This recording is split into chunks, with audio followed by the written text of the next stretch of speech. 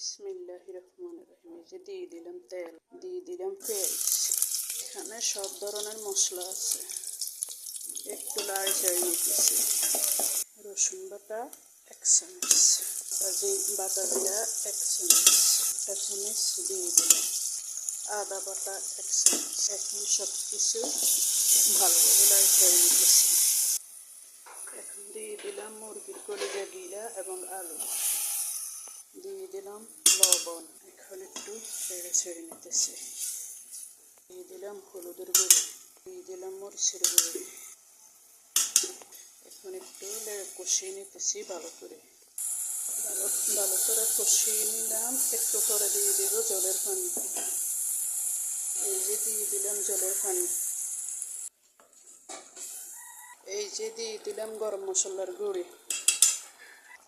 এই যে রান্নাটা হয়ে গেছে।